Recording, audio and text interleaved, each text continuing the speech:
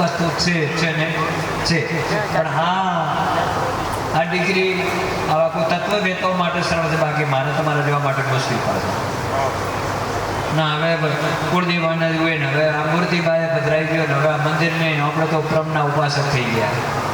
પણ ગણેશ ભગવાન પાછો 13 પાછો બેહારવા પડ્યો છે. કઈ કારણ કે ઝંઝટ જાગીને જાગી. એટલે આ જે આપણે આ પ્રજાપતિ સમાજને શ્રીયાદેવી માને કોણ ભૂલાશે? ભલે ચાહે સાહેબપંથી હોય, નિરંતનો હોય, સનાતની હોય, શ્રીયાદેવીના કોણ ભૂલાશે? અને રામાપીરના ઉપાસક છો, નકલંગ ધણીના ઉપાસક છો. 5, 7, 9, 12 મૂર્તિથી સધાણ. આ તો ભક્તિ ખૂબ અવલોલિત છે. અત્યારે એ ભક્તિ જે કરી એનું અત્યારે આ કલિકાલમાં વર્ણન કરવું થોડું મુશ્કેલ છે, કારણ કે સમય પ્રમાણે આપણે આગળ બાપજી શાસ્ત્રીજીને પૂછો, સતયુગ તો કઈ રીતે ભગવાનનું ખાલી માણસો ધ્યાન જ કરતા હોય. દ્વાપરમાં થોડી કરી પ્રથા બદલી, ત્રેતાયુગમાં હો મામાને એક યાદ, અને કલિયુગમાં કેવળ નામનો આધાર. હરિના નામનો જપ કરો, દિલમાં દયાભાવ રાખો, અને બચ્ચોને ખૂબ ભણાવો. અને બેન માતાઓનો તો ધર્મ એક જ બતાવ્યો છે, પહેલેથી ને પહેલેથી કયો પતિ એ પરમેશ્વર. પણ હવે શું, આ તો ધડા દોડી મોડી પ્રિય મારે કે ઓણે શંકરે જવાનું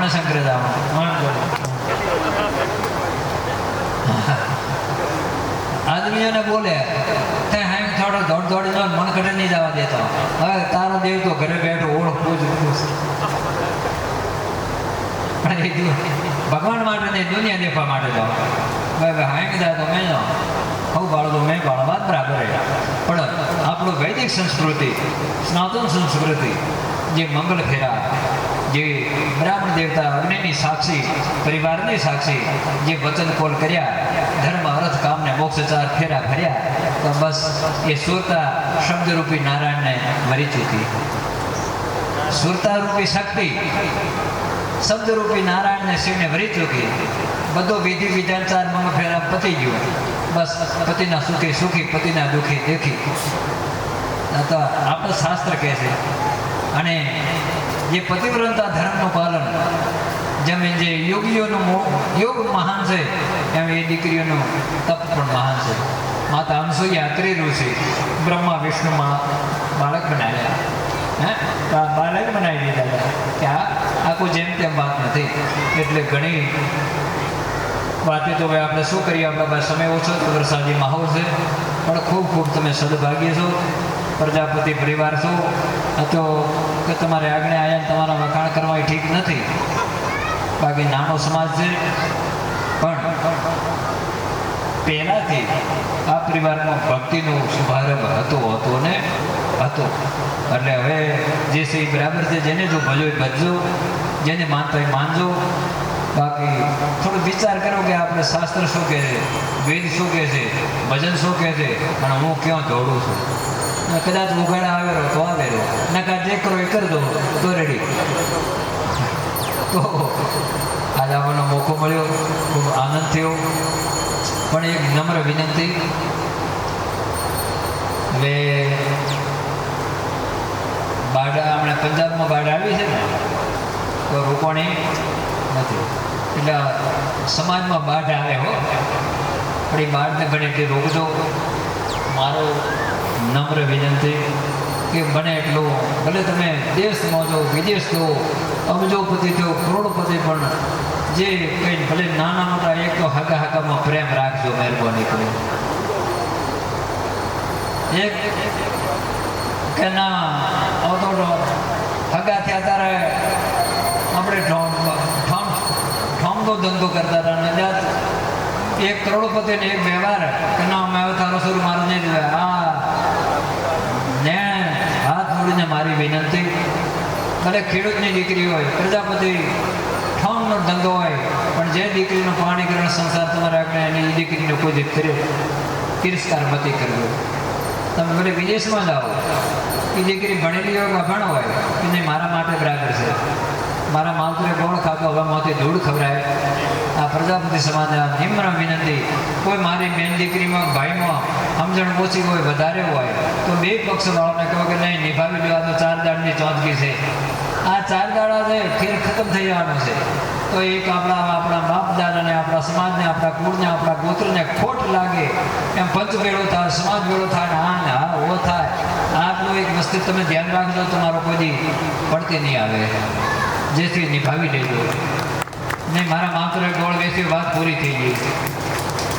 મારા માવતરે દીકરીઓને પણ મારી હારે છે અને મારા ભાઈઓને પણ હારે કે મને જો એકાર ગાળ લાગી, મારો એક જ પાણી ગ્રહ સંસ્કાર થયો, બસ મારું હું નરકને પણ સ્વર્ગ બનાવી.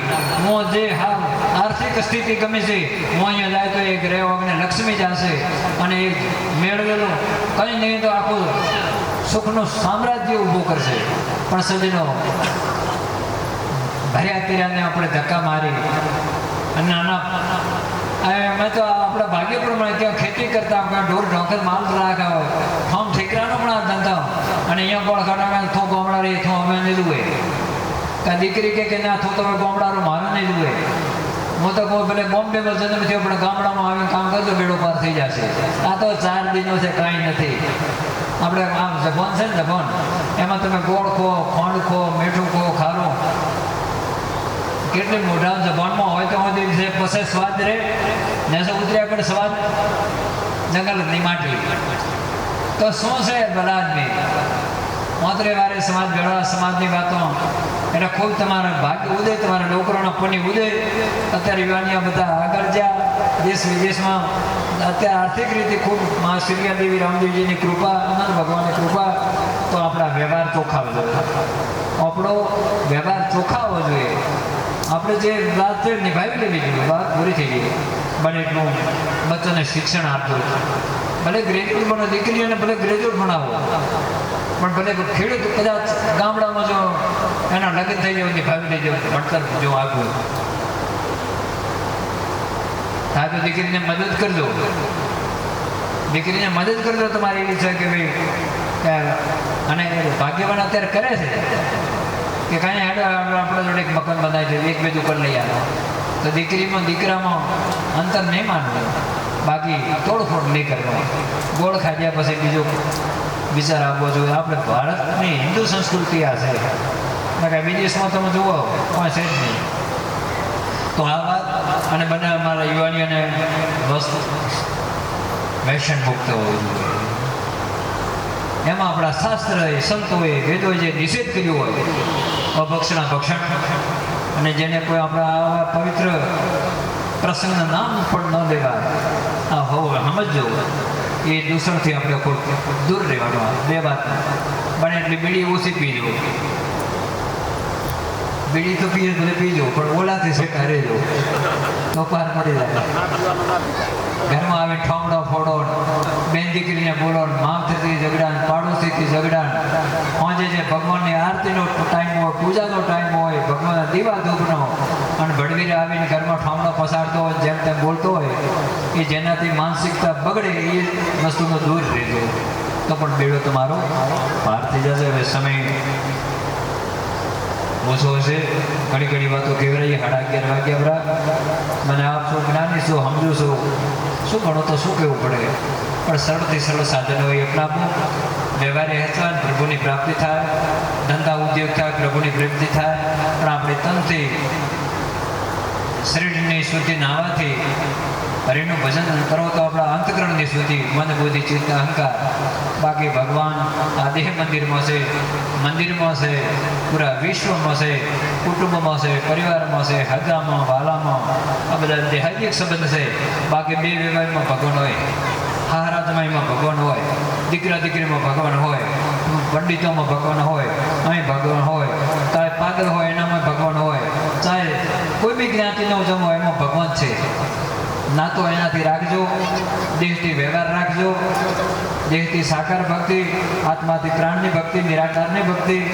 આ સરળથી સરળ સાધન કરતાં કરતાં વ્યવહાર હાચવતા પરમાત્માનું શરણું મળી ગયું, ઈશ્વરને હું મળી ગયો, ઈશ્વર મારો છે, હું ઈશ્વરનો છું, માં કુળદેવી મારી છે, હું કુળદેવીનો છું, આવી દ્રઢતા બેડો પાર. પણ હવે જો ત્યાં પૂછાપા જાઉં તો ભલે જાજો, ના નથી, પગલો કરાવત કરાવજો.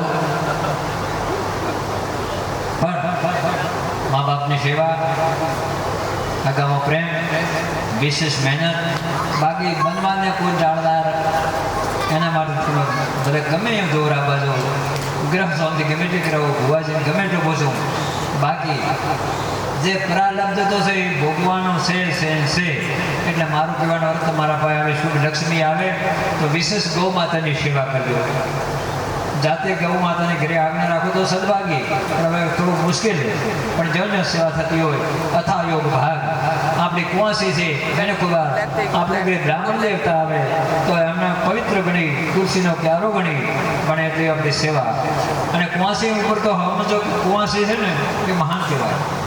જેને ઘરે કુંવાસી રાજી એના ઘરે મારો રામ રાજી, જેને ઘરે ગૌ માતા રાજી એના ઘરે ભગવાન રાજી, જેમને ઘરે બ્રાહ્મણ દેવતાનું સન્માન, સંતોનું સન્માન, તો ભગવાન જણ ઘરે કથા નહીં હરિ કીર્તન, સંત નહીં મજમાના, ઉણઘર જમડે ડેરા દીધા, સોંજ પડે ઘર સમસાના. જ્યાં કથા નથી, કીર્તન નથી, આમાં પવિત્ર પ્રોગ્રામ નથી, જ્યાં બેન કુંવાસીને આવકાર નથી, સાધુ બ્રાહ્મણને આવકાર નથી, સજ્જનને આવકાર નથી, એ ઘર નથી પણ એ ઘોરડાનો માળા કહેવાય.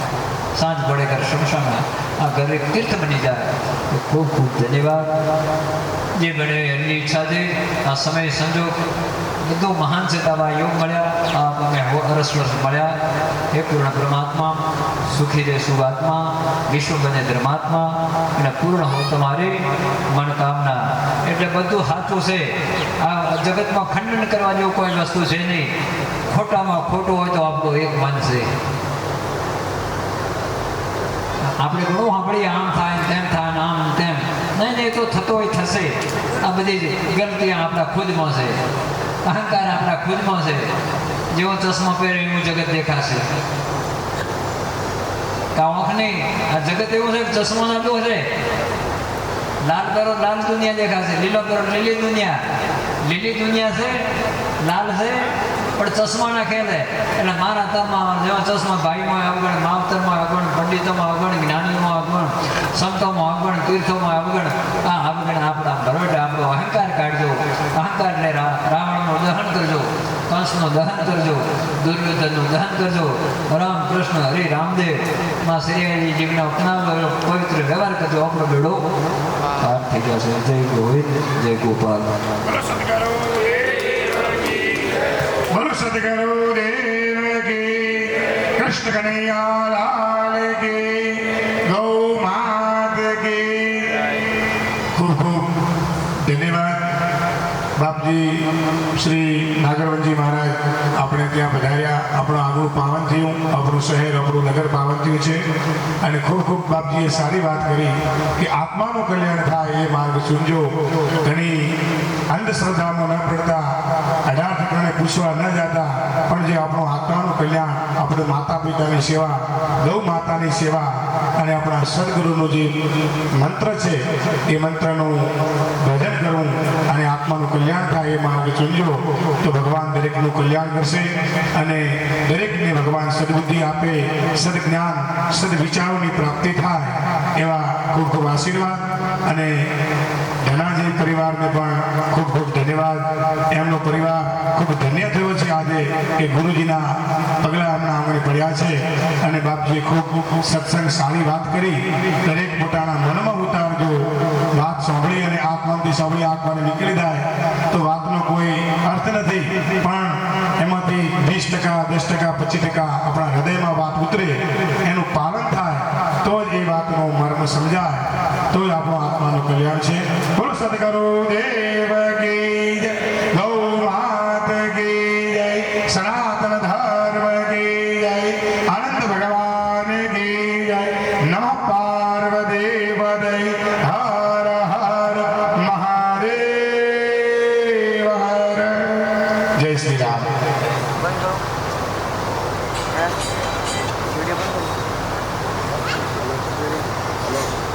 વાતોનો તો ખૂબ જ્ઞાનનો કોઈ પાર નથી.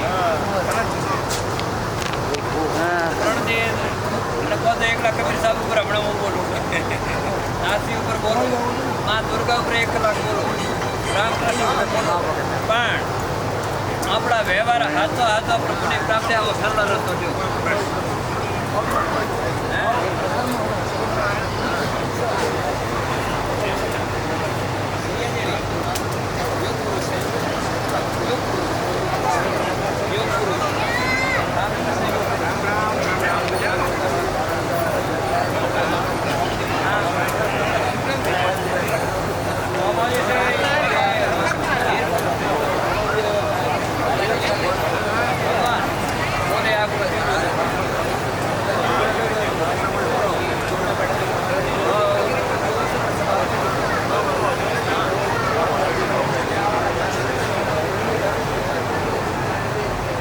સંસારી કોણે શરીરે સંસારી આત્માની લગે અવને કરવી જરૂરી છે. સત્કર્મ હું અધિકાર છે. બધું હાથો છે. બોલો સદગુરુ દેવ કી જય. બાપજીનો આદેશ છે કે આપણે વાર્તા હોય વાપરી લઈએ. અનંત ચૌદસની કથા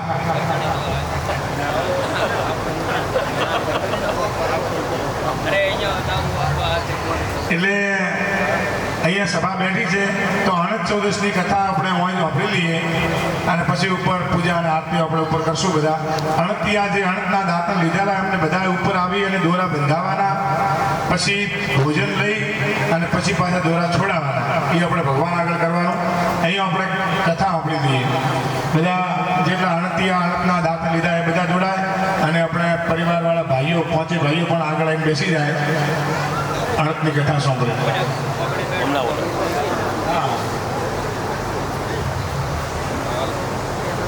બધા હોય આવો પહેલા તમે પહેલા 5 ભાઈઓ તમારું ઉજમવાળા તમે પહેલા આવો અને બીજા બધા અણતિયા જે દાંતણવાળા છે બોલાવે ના તો બોલ બોલ કથા કેમ વાત નહીં આપણે વાતો આવ્યું વાતો વાત નહીં અર્થ કથા. બોલો અનંત ભગવાન કી જય.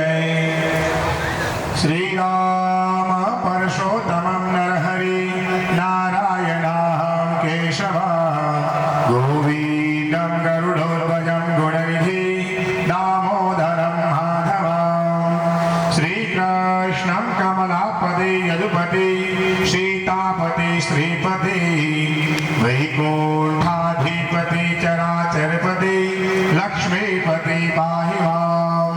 બોલી અનંત ભગવાન કી જય.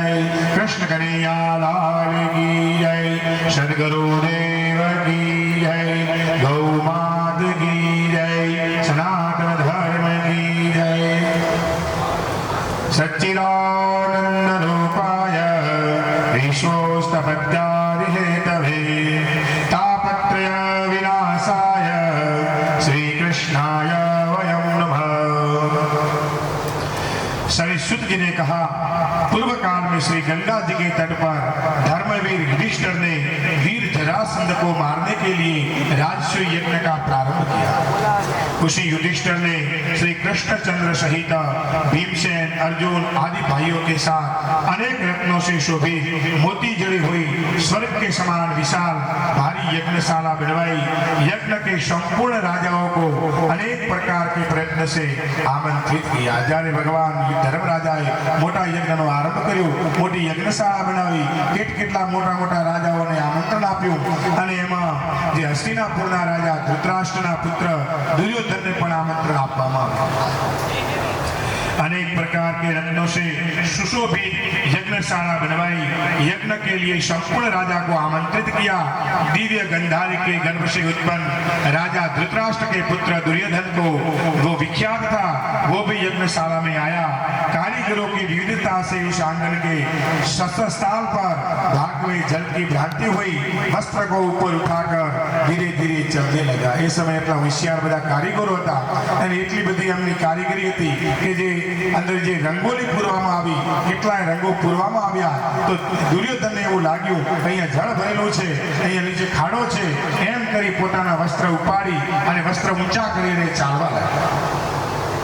यह देखकर द्रौपदी आदि स्त्रियों मुस्कुराने लगी। दुर्योधन आगे आकर पानी को भूमि समझकर उस पानी के बीच में नीचे गिर पड़ा। समझो कि पानी છે પણ પાણી હતું નહીં, આ તો રંગોલી પૂરેલી હતી એટલે એનો પગ લપસી ગયો અને જમીન ઉપર ઢળી પડ્યો। यह देखकर संपूर्ण राजा लोग, ऋषिगण, तपस्वी और द्रौपदी आदि स्त्रियों हंसने लगी। देखकर राजाओं का भी राजा दुर्योधन अत्यंत क्रोधित हो गया। જ્યારે આ મોટો રાજા હતો, રાજાઓનો પણ રાજા એટલે ચક્રવર્તી રાજા ગણાતો, અને એ સમયે આ પડી ગયું, એનું અપમાન થયું તો બીજા રાજાઓ હસવા લાગ્યા। દ્રૌપદી આદि સ્ત્રીઓ પણ હસવા લાગી અને કહેવા લાગી, ઓંધળાના પુત્ર ઓંધળા હોય એટલે આ દુર્યોધનને ઘણો ક્રોધ આવ્યો। शकुनी मामा को लेकर वो हस्तिनापुर चलने के लिए तैयार हुआ। चलो मामा, यहाँ पर रहना ठीक नहीं है, ऐसा कहकर क्रोध आया कि मामा અહીંયા રહેવાનું યોગ્ય ગણાય નહીં, આપણે ચાલો, મારું અપમાન થયું છે, એમ કરીને જવા માટે રવાના થયા। शकुनी मामा ने बोला कि हे दुर्योधन, अभी तो हमारे बहुत सारे काम बाकी हैं, क्रोध करना उचित नहीं है, ऐसा कहकर उसको समझाया और यज्ञशाला में लाया। मामा ए घणो समझाव्यो અને दुर्योधन लई અને शकुनी मामा यज्ञशाला में आया और यह कहकर दुर्योधन यज्ञ में आया। यज्ञशाला में अपने अपने राज्य में चलने लगा। यज्ञ पूरो थयो, दरेक પોતપોતાના રાજ્યમાં બધા રાજાઓ ચાલ્યા ગયા। दुर्योधन आदि राजाओं हस्तिनापुर में चले गए। पांडु के श्रेष्ठ पुत्र युधिष्ठिर भीमसेन अर्जुन को बुलाया और अपने राज्य में जाकर जुआ खेलने का प्रारंभ किया। युधिष्ठिर कहवा, दुर्योधन कहवा लाग्यो, युधिष्ठिर ने बुलाओ, पांचे पांडवों ने बुलाओ અને યુદ્ધ આપણે રાજ્ય માટે કરી અને જુઆ ખેલવાનો પ્રારંભ કર્યો અને એમાં અમે કપટ કર્યું, કપટ કરી અને પાંડવોને હરાવ્યા અને રાજપાટ, પોતાનો ધન દોલત બધું પાંડવો પાસેથી હરાવી લીધું અને એ સમયે પાંડવોને વનવાસ થયો। खेलने लगा। निष्पाप पांडवों का संपूर्ण धन्य धन राज्य आदि जीत लिया और युधिष्ठिर को बड़ी विपत्ति प्राप्त हुई। जंगल में वनचरों में समान रहने लगा। युधिष्ठिर 5 पांडवों साथे द्रौपदी પોતાનો રાજપાટ છોડી અને જંગલમાં ચાલ્યા ગયા, વનની અંદર રહેવા લાગ્યા, ફળ ફળાદી ખાવા લાગ્યા। આ પ્રમાણે પોતાને વનવાસ થયો તો વનની અંદર રહેવા લાગ્યા। और पांडवों के इस समाचार को सुनकर भाइयों सहित युधिष्ठिर वन में हैं। भगवान जगदीश्वर को चिंता हुई। भगवान कृष्ण घना दयालु છે, ઘણા કૃપાળુ છે અને જ્યારે એમના ભક્ત દુખી હોય તો ભગવાન દુખી થાય। ભગવાનને થયું કે મારા ભક્ત બધા દુખી છે અને વનમાં છે તો ભગવાન પોતે કૃષ્ણ ભગવાન યુધિષ્ઠિર આદि પાંડવોને મળવા માટે વનમાં આવ્યા। और भगवान श्री कृष्ण वहां पहुंचे। श्री शुक जी ने कहा, दुख से अत्यंत दुर्लभ होकर वन में रहते हुए पांडवों ने जब श्री कृष्ण को देखा और उनका पूजन किया और जीवे प्राण आया। जेवी रीते जीवनी अंदर प्राण आवे एवी रीते भगवान ने जोया तो पांडवों ने वगैरह બધા पांडवों ने जीवनी अंदर प्राण આવ્યો હોય એવી રીતે સચેतना આવી અને ભગવાનનું પૂજન કર્યું। भगवान को प्रणाम किया। अनंतर युधिष्ठिर बोले कि हे प्रभु, भाइयों सहित हमको यह अत्यंत दुख प्राप्त हुआ है। इस दुख स्वरूप सागर से हम कैसे छूटेंगे? तो आप कहिए, कौन से देवता का पूजन करे, कौन सा व्रत करे जिससे हमारा कल्याण हो और हमारा राज्य वापस मिले। महाराज, कया पापना कारणे अमने आ वनवास મળ્યો અને કઈ રીતે અમને કયું વ્રત કરવાથી, કયા દેવની પૂજા કરવાથી અમને પાછું રાજ્ય મળે અને આ સંકટમાંથી અમારો ઉદ્ધાર થાય, એવો કોઈ આપ રસ્તો બતાવો જેનાથી કરી અમારું કલ્યાણ થાય। श्री कृष्ण ने कहा, ये युधिष्ठिर, पुरुषों और स्त्रियों के संपूर्ण पापों को नाश करने वाला अत्यंत उत्तम एक अनंत का व्रत है जो भाद्रपद मास के शुक्ल पक्ष की चतुर्दशी को होता है। જ્યારે ભાદરવા મહિનાની અજવાળી 14 આવે એ દિવસે અનંત ભગવાનનું વ્રત કરવામાં આવે। એ વ્રત કરવાથી કરી વ્રત के अनुष्ठान मात्र से संपूर्ण पापों का नाश होता है। ગમે તેવા પાપ જાણતા અજાણતા થયેલા હોય પણ અનંત ભગવાનનું વ્રત કરવાથી કરી બધા જ પાપોનો નાશ થાય છે। राजा युधिष्ठिर बोले कि हे वासुदेव, आपने जो अनंत का व्रत कहा है सो वह अनंत कौन है और इससे सत्य सत्य कहिए। आप मुझे सब विस्तार आपने कहो कि अनंत, तो अनंत कौन से हे भगवान, आप मैंने अनंत नो महिमा बताओ। आप अनंत कौन से, आप मैंने सब विस्तार। भगवान श्री कृष्ण ने कहा, हे धर्मराज, अनंत हमारा ही नाम है। भगवान के जे कृष्ण भगवान जे साक्षात विष्णु છે, साक्षात राम છે, भगवान अनेक अवतारो धारण करे છે પણ અનંત છે કે જેનો કોઈ અંત નથી, એ સાક્ષાત અનંત, એ પણ મારું નામ છે। और हे युधिष्ठिर, युधिष्ठिर हमारा ही स्वरूप जानो। सूर्य आदि जितने ग्रह रूप हैं और समय काल जिसे कहे जाते हैं, घड़ी मुहूर्त दिवस रात्रि रूप पक्ष मास ऋतु वर्ष युग और काल, ये सब व्यवस्था है, वह सब हमारा स्वरूप जानो। भगवान के जिसका कोई अंत नहीं है उसे अनंत जानो। आप पृथ्वी पर समुद्र पहाड़ पर्वत झाड़ बीट पशु पंखी जे पण કંઈ તમને દેખાય એ બધું મારું સ્વરૂપ છે, એટલે જેનો કોઈ અંત નથી એ મારું સ્વરૂપ છે। और जो काल है अनंत का नाम जो प्रसिद्ध है, वही काल रूप में पृथ्वी का भार उतारने के लिए साधु संतों ब्राह्मणों की सेवा ब्राह्मणों का उद्धार के लिए और कृष्ण नाम से मैं उत्पन्न हुआ। भगवान ने कहूं यदा यदा ही धर्मस्य ग्लानिर्भवति भारत अभ्युत्थानम् अधर्मस्य तदात्मानं सृजाम्यहम् परित्राणाय साधूनां विनाशाय चतुष्कृतं धर्म संस्थापनार्थाय संभवामि युगे युगे। हे प्रभु, ધર્મની સ્થાપના કરવા માટે સાધુ સંતોની રક્ષા કરવા માટે બ્રાહ્મણોની રક્ષા કરવા માટે યુગે યુગે હું प्रकट થાઉં છું। આ વખતે હું કૃષ્ણ રૂપે प्रकट થયો છું અને दानवों का नाश करने के लिए साधु संतों की रक्षा करने के लिए वासुदेव कुल में मुझे उत्पन्न हुआ। समझो हे पांडवो, હું તો સાક્ષાત ભગવાન છું, પણ કૃષ્ણના રૂપમાં અવતાર ધારણ કરી આવ્યો છું। આ પૃથ્વીનો ભાર હળવો કરવા માટે મેં અવતાર ધારણ કર્યો છે। ऐसा वचन सुनकर युधिष्ठिर बोले, हे जानने वालों में श्रेष्ठ, अनंत व्रत का महात्म्य और विधि कीजिए। अनंत का अनुष्ठान करने वाले प्राणी को क्या पुण्य मिलता है, क्या फल मिलता है, क्या दान किया जाता है, किस देवता की पूजा की जाती है और पूर्व काल में यह व्रत किसने किया और मृत्यु लोक में भी किस प्रकार प्रकाशित हुआ, इसी प्रकार अनंत व्रत को हमसे आप सब विस्तार से कीजिए। कई रीते आ भगवान व्रत करवू, केवी रीते आनो महिमा होय, कई रीते आनो दान करवू, कई रीते कथा सांभळवी, आप મને સ્વ વિસ્તારથી કહો। और भगवान श्री कृष्ण बोले कि सतयुग में सुमंत नाम का एक ब्राह्मण था और वशिष्ठ गोत्र में उत्पन्न सुंदर सुरूपवती नाम की दीक्षा नाम की भृगु ऋषि की कन्या के साथ वेदोक्त विधि से उनका विवाह हुआ। जो सुमंत नामનો ब्राह्मण હતો અને જે વશિષ્ઠ ઋષિ હતા એમની કન્યા દીક્ષા નામની ભૃગુ ઋષિની કન્યા દીક્ષા સાથે આ બ્રાહ્મણના લગ્ન થયા। और इसी स्त्री के समय बाद अनेक सुंदर लक्षणों से युक्त एक कन्या उत्पन्न हुई। शीला नाम की अत्यंत सुशीला कन्या पिता के घर में बड़े होने लगी। जे आ ब्राह्मण હતો તેને शीला नामની कन्या એક उत्पन्न થઈ અને આ कन्या ખૂબ સંસ્કારી હતી। धीरे धीरे आ कन्या मोटी થવા લાગી। एक दिन उसकी पतिव्रता माता काल ज्वर से दाह से दुखी होकर नदी में जल में प्राण त्याग कर स्वर्ग को चली गई। धीरे धीरे आ कन्या मोटी थई, हजी तो 4-5 वर्षनी कन्या थई। माता ने कोई काल ज्वर नामनो रोग लागू पड्यो, एनाथी करी अने पोते प्राण छोड़ी दीधो, नदीनी अंदर पोतानो शरीर त्याग कर्यो।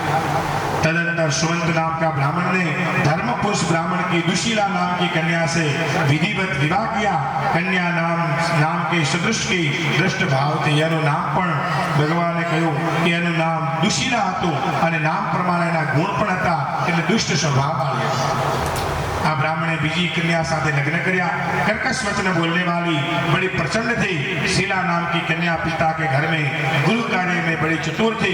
दीवालों पर बाहर दरवाजों पर स्वस्तिक बनाती, शंख कमल नीले पीले रंगों से अनेक प्रकार के चित्रों लिखकर सजाया करती थी। धीरे धीरे आ कन्या मोटी थवा लगी, कोई रंगोली पूरवा लगी, कोई आगळ फूलना चित्र बनावा लगी અને ઘરની આગળ અનેક પ્રકારના ચિત્રો બનાવી અને કોઈ શંખના ચિત્ર બનાવે, કોઈ કમળના ચિત્ર બનાવે, એમ करी करी અને ઘરને સુશોભિત રાખતી હતી।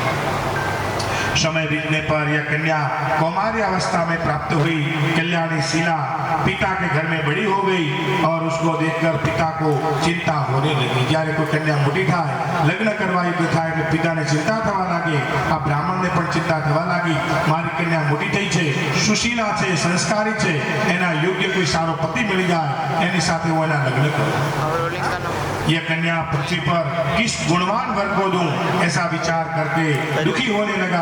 इस समय मुनियों में उत्तम वेद वेदांतों के जानने वाला कौंडिन्य नाम के मुनि विवाह की इच्छा से आए कि मैं तुम्हारी गुण युक्त कन्या से विवाह करना चाहता हूँ। ऐसे सुनकर कन्या के पिता शुभ दिन में ब्राह्मणों में श्रेष्ठ कौंडिन्य ऋषि को अपने